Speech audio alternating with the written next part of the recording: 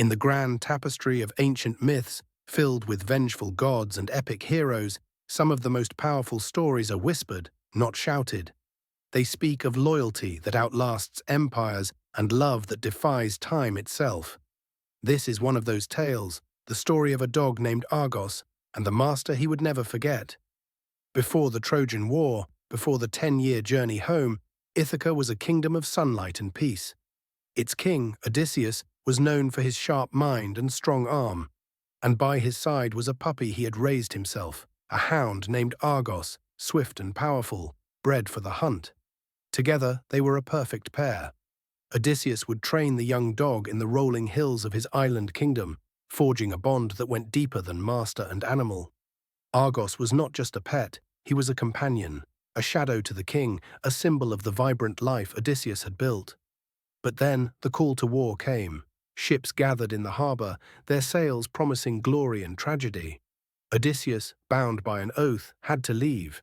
As he departed, a young Argos watched from the cliffs, unaware that he was seeing his master for the very last time in his prime. The years began to crawl by. 1 became 5, then 10. Argos grew from a strong young hound into a legend in his own right, the finest dog in Ithaca. But with no master to lead the hunt, he waited. He'd watch the sea each day, a silent, hopeful vigil for a ship that never seemed to arrive. Back in the palace, chaos bloomed. Arrogant suitors, believing Odysseus to be dead, descended upon his home. They devoured his wealth and disrespected his family. In their cruel and careless world, there was no room for an old dog, a living reminder of the king they hoped to replace. Argos was cast out. The once proud hound, the king's companion, was now neglected, forgotten. He was left to grow old and weak on a pile of refuse outside the palace gates, his magnificent body now riddled with fleas, his strength failing him with each passing day. Meanwhile, Odysseus was adrift in a world of myth. He blinded a cyclops, navigated between sea monsters, and resisted the songs of the sirens.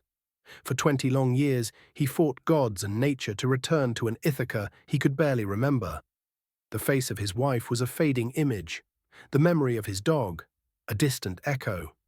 Finally, disguised by the goddess Athena as a wretched old beggar, Odysseus stepped foot in his own courtyard. He was a stranger in his own home, unrecognizable to his servants, his son, and his wife. He saw the decay, the disrespect, the ruin the suitors had brought upon his legacy. As he walked past the gates, his eyes scanned the filth and debris. There, on a neglected dung heap, a forgotten animal stirred. It was a pathetic sight, an ancient dog, barely clinging to life, too weak to even lift its head. It was Argos. To any other person, he was just a dying stray. But through the grime of 20 years, through the rags of a beggar's disguise, Argos knew. He recognized the walk, the scent, the very presence of the man who had raised him from a pup. He couldn't stand, he couldn't bark, but he did the one thing he could. He lowered his ears and weakly, almost imperceptibly, wagged his tail. It was a quiet final salute. Odysseus saw it. In that moment, the great hero, the man who had faced down monsters, had to turn his head to hide a tear.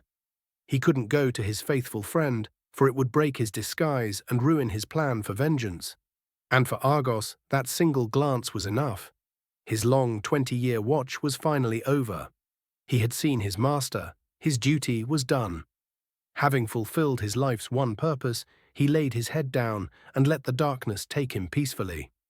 It wasn't the slaughter of the suitors or the reunion with his wife that first confirmed the king's return. It was this quiet, heartbreaking moment of recognition.